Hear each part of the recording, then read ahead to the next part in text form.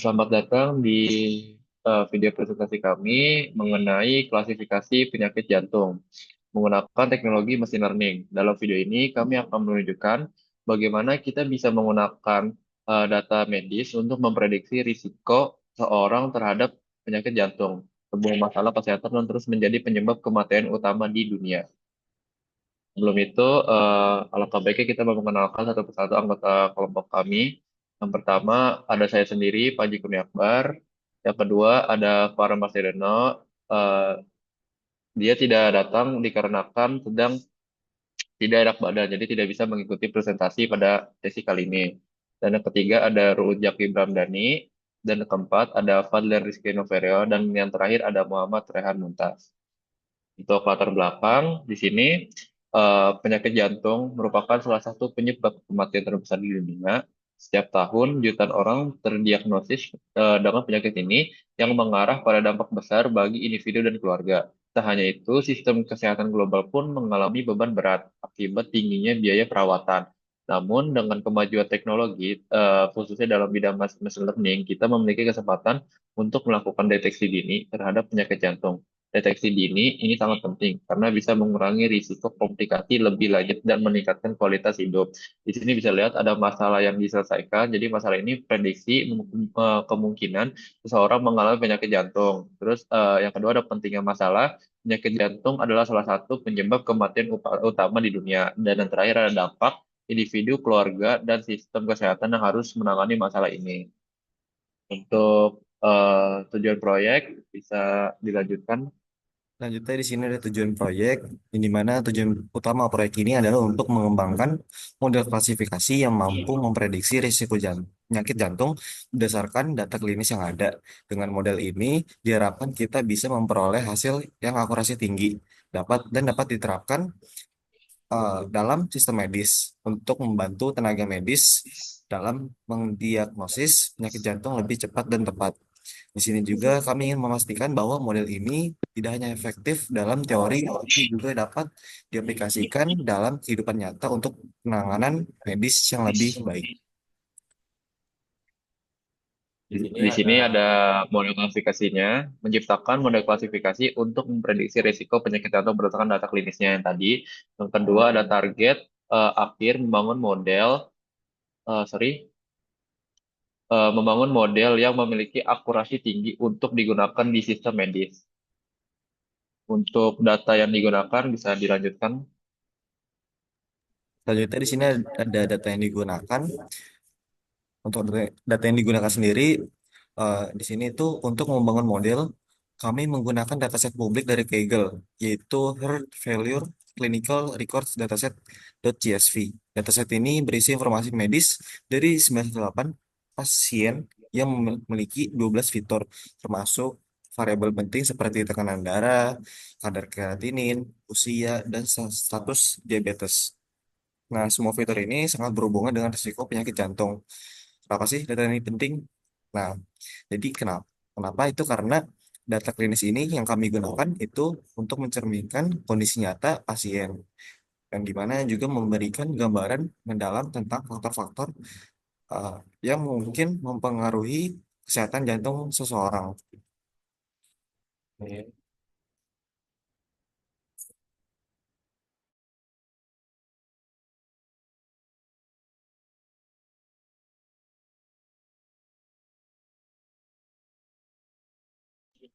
Oke, selanjutnya kami akan membuka proyek kami terlebih dahulu. Sini adalah proyek kami yang tadi sudah dipresentasikan. Kita mulai dari awal terlebih dahulu. Di sini ada library, kita menggunakan seperti Pandas, NumPy, Matplotlib, dan lain-lain yang untuk yang diperlukan seperti itu. Oke, untuk data get data dari VSP bisa dilanjutkan. Oke, untuk data yang tersendiri ini dari awal dia pasti membaca data dulu dari file CSV-nya. Yang di mana file CSV-nya sendiri ini yang tadi sudah di-mention, yaitu Heart Failure Clinical Records Dataset CSV. Nah, selanjutnya uh, dari data yang sudah diambil, itu di sini menampilkan 5 data yang teratas, yaitu dari umur 75, 55, 65, 50, dan 65. Nah, untuk high blood pressure-nya tersendiri, di sini ada 4, dan smoking ada 4 juga. Nah, selanjutnya di sini untuk informasi datasetnya dapat bisa dilihat menggunakan class expander.core.frame.dataframe. Jadi mana datanya ini terdapat 13 yang sudah tadi sedikit saya mention, tapi ini lebih lengkapnya itu ada age, anemia, creatinine phosphokinase, diabetes, ejection fraction, high blood pressure, high platelet, serum creatinine, serum sodium, sex, smoking, time, and death event. Selanjutnya di sini ada statistik deskriptif. Untuk statistik deskriptifnya tersendiri ini bisa dilihat sangat banyak, yang dimana setiap faktor-faktor yang sudah disebutkan tadi memiliki eh, data angkanya tersendiri.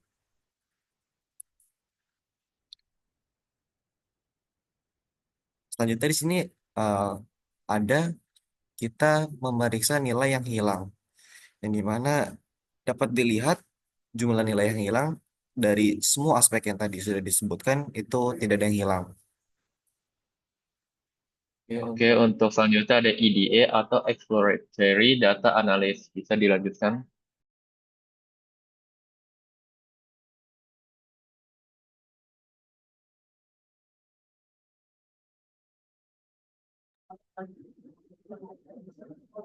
Jadi ini ada yang tiga, ide eksplorasi data analisis. Jadi di sini kita menggunakan div, save, break, dan di bawahnya ada uh, date event, distribusi target, variabel, date event, jumlah pasien, date event distribution, selanjutnya. Di sini juga ada apa? Datanya. Jadi akan jumlah pasien ini dan yang survive. Di sini ada Marshall fitur. Di sini ada uh, umur dan juga dan datanya di bawah. Ini ada itu kematian. Lanjutnya. Di sini juga ada data lagi distribusi anemia berdasarkan dativan.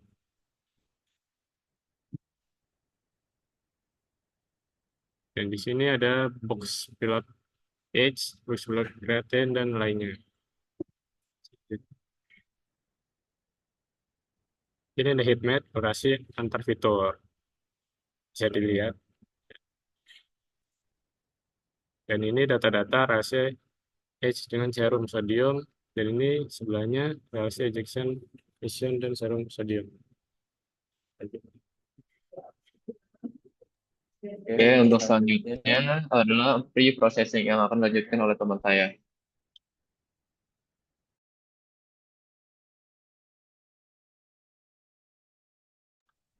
Selanjutnya ada pre-processing. Di sini tuh ada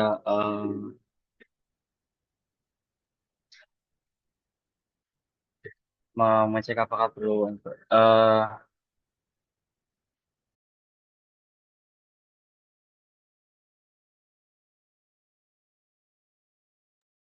selanjutnya ada pre-processing. Jadi for feature in category feature, yang varies dan feature unit. Selanjutnya eh, yang kelima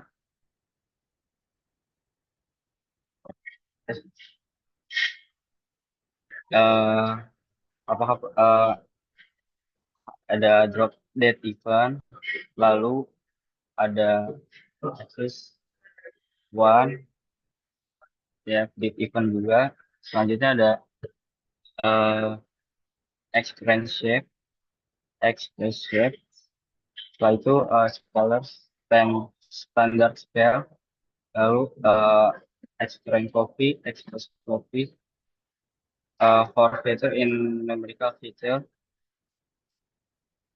scalar fit transform,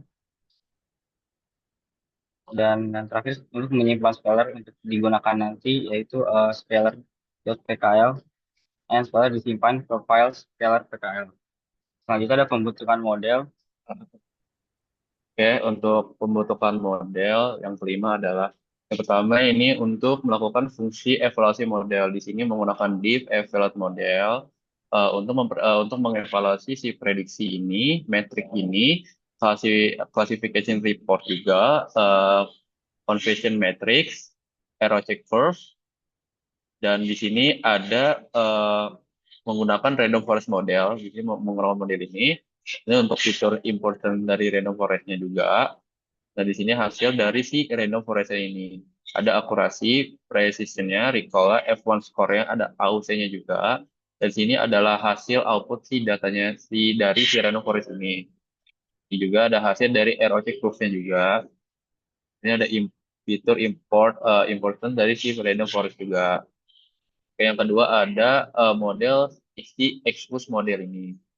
Dan di sini ada dari expose performance ini ada akurasi seperti di atas juga sama, precision, recall, F1 score, dan AUC.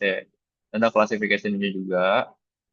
Nah, ini adalah hasil output dari si expose-nya. Ini ada ROC curve-nya juga. Oke, yang ini adalah yang ketiga model logistik regression model.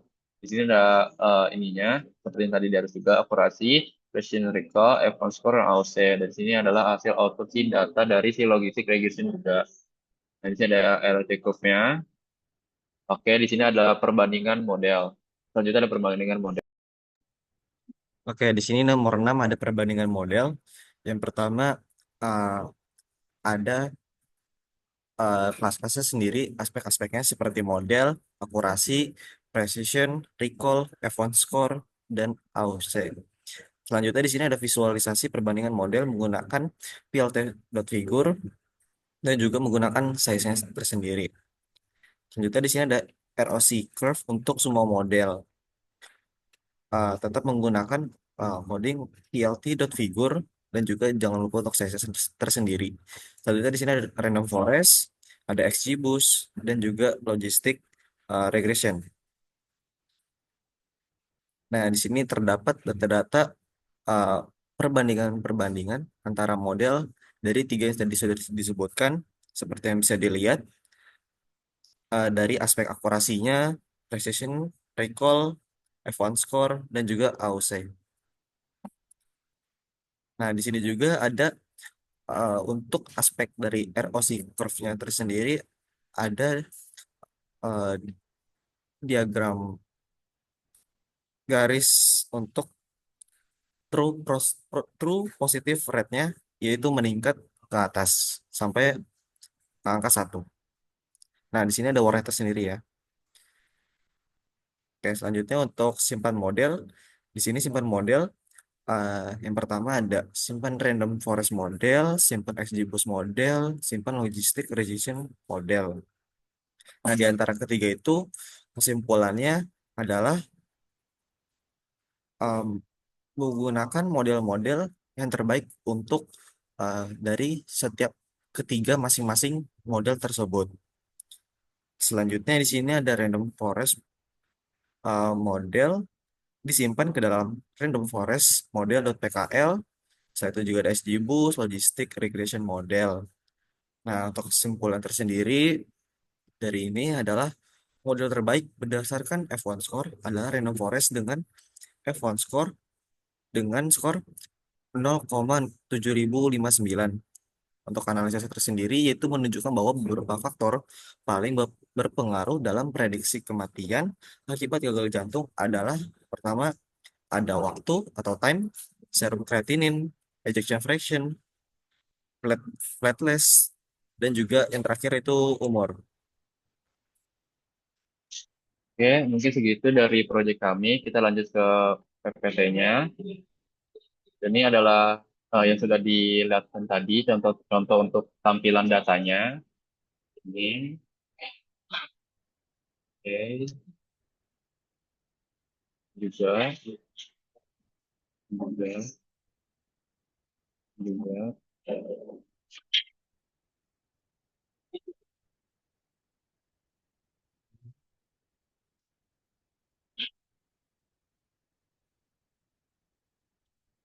Oke.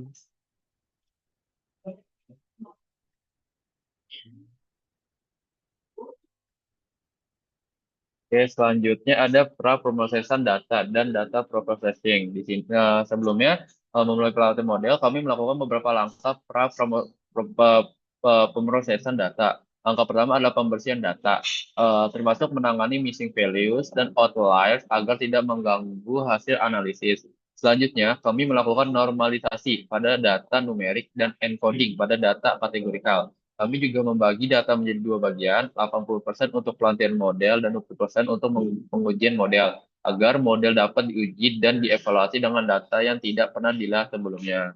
Di sini juga ada transformasi pembersihan data mengenai missing value dan outliers, transformasi data, normalisasi, encoding untuk data kategori dan split data, range test, split 80 sampai 20. Untuk selanjutnya pembelian dan penjelasan model akan dilanjutkan oleh teman saya. Selanjutnya di sini ada pemilihan dan penjelasan model. Untuk membangun model prediksi, kami memiliki tiga algoritma machine learning utama. Yang sudah tadi kami sudah sebutkan. Yaitu yang pertama adalah logistic regression, dua random forest, ketiga itu XGBoost. Nah, ketiga model ini kami pilih karena mereka terbukti efektif dalam klasifikasi data dan juga memberikan kemampuan interpretasi yang cukup baik, dan juga sangat penting untuk menjelaskan faktor-faktor resiko yang mempengaruhi prediksi model.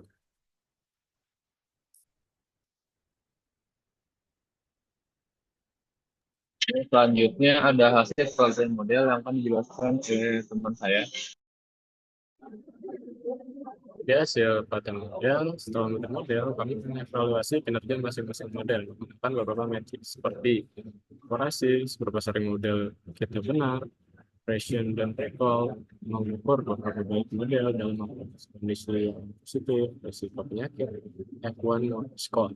Gabungan antara precision dan recall yang memberikan gambaran lebih holistik tentang kinerja model. Jadi hasil